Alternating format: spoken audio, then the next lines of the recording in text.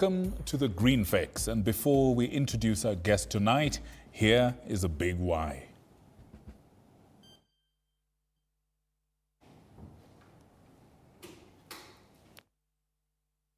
Just how climate smart are you? That's a question you need to ask yourself. Send in your answers through the SMS line and the WhatsApp number that will be on your screen. Just how climate smart are you? That is a big why, or rather the green why, or the big question for the day. All right. Now, ladies and gentlemen, allow me to introduce our guest tonight. This is none other than Dr. Catherine Mbaisi, who's the Deputy Director for Environmental Education at NEMA. Karibu sana, madam. Thank you so much. How is everything? Everything is good. Absolutely. Karibu sana. Now, tonight, for those who are watching us right now, we want to talk about the whole matter of waste collection and disposal. And, there's something that your organization came up with.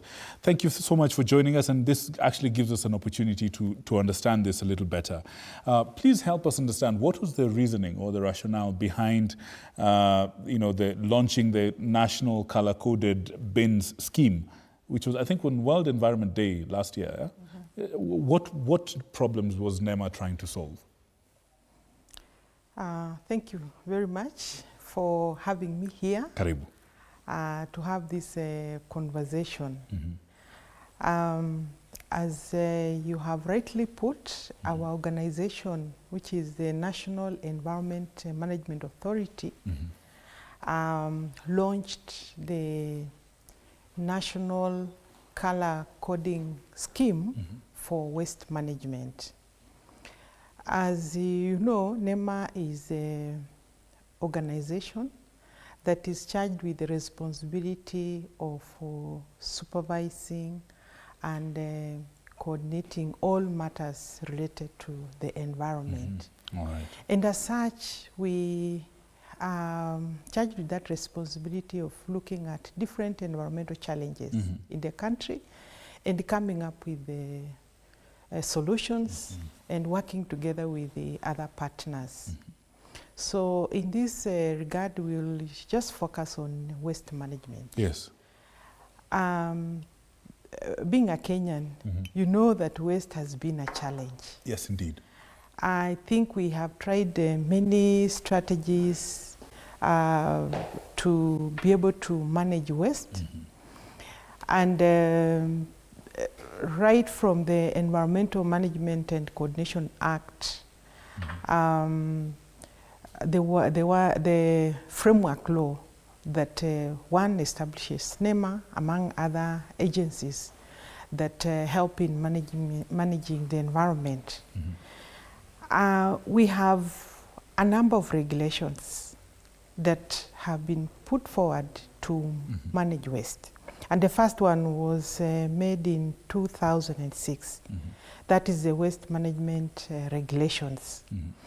And that, and there were provisions first to, managing how waste is generated at source, and then how waste is collected, how waste is transported, and finally how waste is disposed. Okay.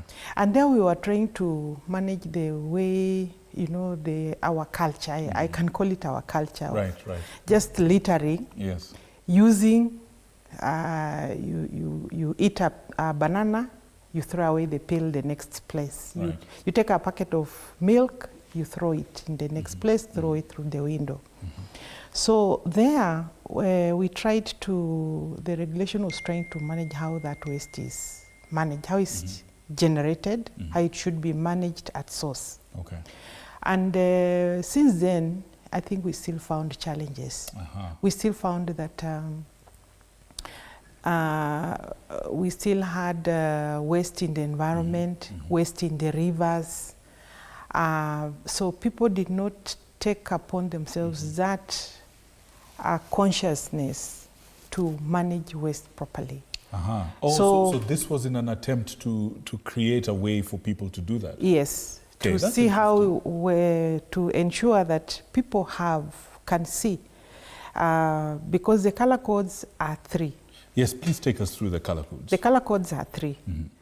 The first one is organic. Okay. Waste, looking at the waste streams.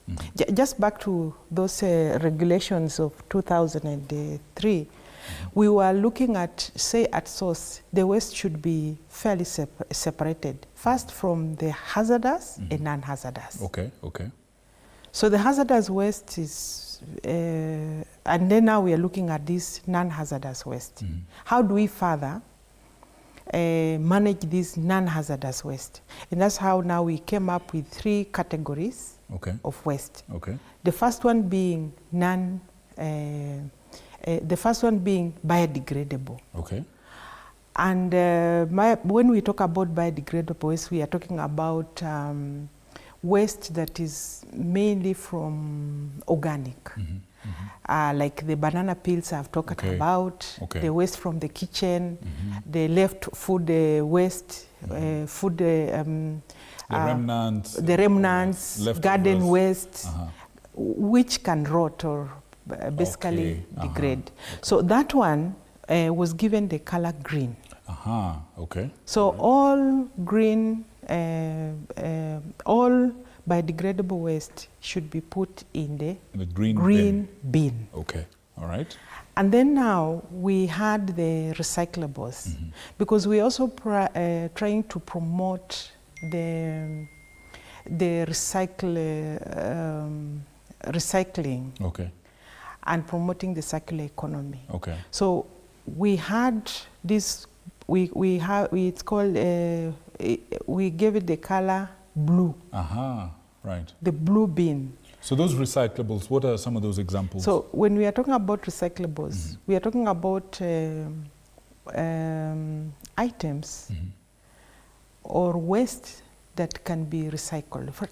For example, if you take a packet of milk, like the Tetra Pak, yes, that can be recycled. It can be processed and used into some boards. Then we have these plastic bottles, the PET bottles. Right, the ones we use for the bottled water, the mineral water. Yeah, mineral water, oil, cooking oil, or the juices. Right. That is one form that can be recycled. Okay, so but we also have others that can be recycled. For example, your gadget. Yes. The e-waste. Yes. When it comes to the end of life, that e-waste, that gadget, it can still be recycled. There are many materials that have been used to form this gadget, my phone. These materials can be recycled. So so e-waste, plastic waste, and so on, all those things are all put under the blue bin. Blue bin. Because these ones can be given another lease of life. They can be turned, they can be reused, they can be repurposed. Even clothes can also go to that blue bin. Okay. And then the last one is the general waste. This is waste that cannot be reused. It cannot be turned into biodegradable waste, or it's not classified as biodegradable waste, but it cannot be reused. So this one goes to the black bin. So we have 3. That is black, green? the green, black, and the green, blue. and blue. Yes. Okay, I see. Now, you've given us a little bit of background in terms of how this policy came to be. I want you to talk to us about something that is, of course, this I believe is anchored in the Sustainable Waste Management Act. Would you help us understand what plans or what intention there is by NEMA to help enforce this new policy?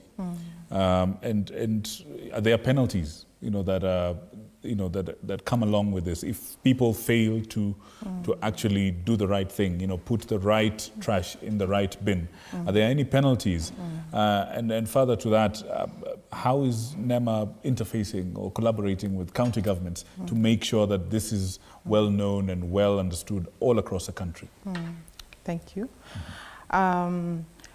first of all, like I've said, waste management is, everybody generates waste. So the Sustainable Waste Management Act of 2022 gives responsibilities to different entities as far as waste is concerned. The Ministry of Environment and Climate Change is responsible to coming up with the policies. You see, in 2021, it put across the Sustainable Waste Management Policy that now helped to develop the Sustainable Waste Management Act of 2022. Once the policy was put in place, in 2024, we had the extended producer responsibility regulations. And all these are giving way of how we can manage waste in the country. So that is the responsibility of the Ministry of Environment. Then the county governments have also been given a responsibility. And as you know, waste management is a devolved function for the county. They are the ones that are responsible to designate waste treatment facilities, like the material recovery facilities that are provided for in the Sustainable Waste Management Act of 2022.